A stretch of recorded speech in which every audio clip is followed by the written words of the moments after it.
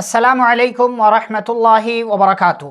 معزز ناظرین، محترم سامعین، گفتگو چل رہی ہے جنگ بدر کے تعلق سے۔ جب پیارے رسول صلی اللہ علیہ وسلم کو اس بات کا احساس ہو گیا کہ اب کافروں سے جنگ کے بنا کوئی چارہ نہیں ہے، تو ایسی صورت میں رسول اللہ صلی اللہ علیہ وسلم نے صحابہ کرام سے مشورہ کرنے کا پلان بنایا اور مجلس شورا کا انتظام کیا گیا۔ مسلمانوں کو جب یہ حالات معلوم پڑے کہ اب ہمیں کافروں سے جنگ کرنا ہی پڑے گا، تو ایسی صورت میں وہ پریشان ہوئے، کیونکہ کمزور تھے، ان کے پاس ہتھیار نہیں، ان کے پاس گھوڑے نہیں، ان کے پاس دیگر اور ساز و سامان نہیں۔ جبکہ کافروں کا معاملہ یہ تھا کہ کافر مکمل طور سے وہ تیاری کر کے آئے تھے، ان کے پاس ہتھیار تھے، گھوڑے تھے، ساز و سامان تھے۔ اس لیے اللہ رب العالمین نے ذکر کیا ہے، یجادلونک فی الحق بعدما تبین کأنما یساقون الی الموت وهم ينظرون۔ ایسا لگ رہا تھا کہ ان کے اوپر خوف کا ماحول ہے اور انہیں موت کی طرف ہانک کر کے لے جایا جا رہا ہے۔ پیارے رسول صلی اللہ علیہ وسلم نے صحابہ سے مشورہ مانگا۔ حضرت ابو بکر رضی اللہ تعالیٰ عنہ کھڑے ہوئے اور انہوں نے بہترین اور عمدہ بات کہی۔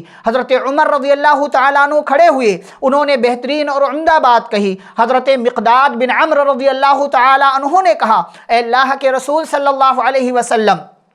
ہم ہر صورت میں آپ کے ساتھ رہیں گے، ہم وہ بات آپ سے نہیں کہیں گے جو بنی اسرائیل نے موسیٰ علیہ السلام سے کہی تھی کہ فَذْهَبْ أَنْتَ وَرَبُّكَ فَقَاتِلَا إِنَّ هَاهُنَا قَاعِدُونَ، کہ اے موسیٰ آپ جائیے، آپ اور آپ کا رب لڑائی کیجئے، ہم یہاں بیٹھے ہوئے ہیں۔ ہم آپ سے یہ بات نہیں کہیں گے، آپ ہمیں جہاں جانے کے لیے کہیں گے، جس چیز کا حکم دیں گے ہم وہ کرنے کے لیے تیار ہوں گے۔ رسول اللہ صلی اللہ علیہ وسلم نے صحابہ کرام کی طرف سے آنے والی ان باتوں کو سنا، لیکن پھر بھی آپ صلی اللہ علیہ وسلم کو تسلی نہیں ہوئی، اور آپ صلی اللہ علیہ وسلم نے کہا، لوگوں مجھے مشورہ دو، لوگوں مجھے مشورہ دو۔ دراصل پیارے رسول صلی اللہ علیہ وسلم یہ چاہ رہے تھے، ان کی یہ خواہش تھی کہ انصار کی طرف سے کوئی بات آئے، انصار کا کیا خیال ہے، انصار اس معاملے میں کیا کہتے ہیں، لڑائی کرنی چاہیے یا پیچھے ہٹ جانا چاہیے۔ حضرت سعد بن معاذ رضی اللہ تعالی عنہ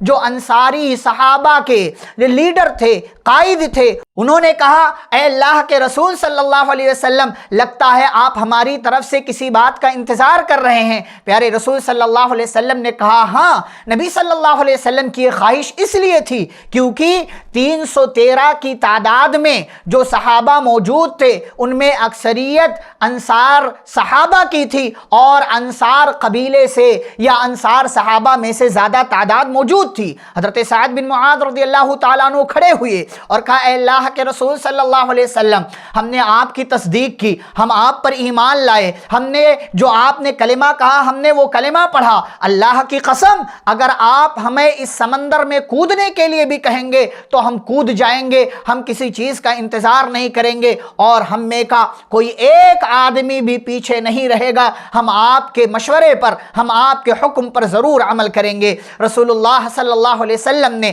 حضرت سعد بن معاذ رضی اللہ تعالیٰ عنہ کی یہ بات جب سنی تو آپ کا چہرہ خوشی سے چمک اٹھا، اور آپ نے خوشی خوشی صحابہ کرام سے کہا کہ لوگوں چلو آگے بڑھو۔ آپ نے آگے بڑھنے کا حکم دیا، اور آپ صلی اللہ علیہ وسلم نے خوشی کے ساتھ یہ بھی کہا کہ میں کافروں کی قتل گاہیں دیکھ رہا ہوں کہ وہ قتل کیے ہوئے پڑے ہیں، جہاں وہ قتل کیے جائیں گے مجھے وہ جگہ دکھائی دے رہی ہے۔ آپ صلی اللہ علیہ وسلم صحابہ کرام کو لے کر کے آگے بڑھے، بدر کے قریب آپ نے قیام کیا، جو بدر کا میدان ہے، آپ صلی اللہ علیہ وسلم وہاں پہنچے اور آپ نے اس کے قریب قیام کیا، اور پھر یہاں پر آپ صلی اللہ علیہ وسلم نے جاسوسی کا انتظام کیا۔ حضرت علی اور حضرت سعد بن ابی وقاص رضی اللہ تعالی عنہ اور ایک صحابی، یعنی ٹوٹل 3 صحابہ کو آپ صلی اللہ علیہ وسلم نے بھیجا کہ جاؤ گشت کرو، دیکھو، جاسوسی کرو، کوئی کافروں کا آدمی پکڑ میں آ جائے اس کو پکڑ کر کے لے آؤ،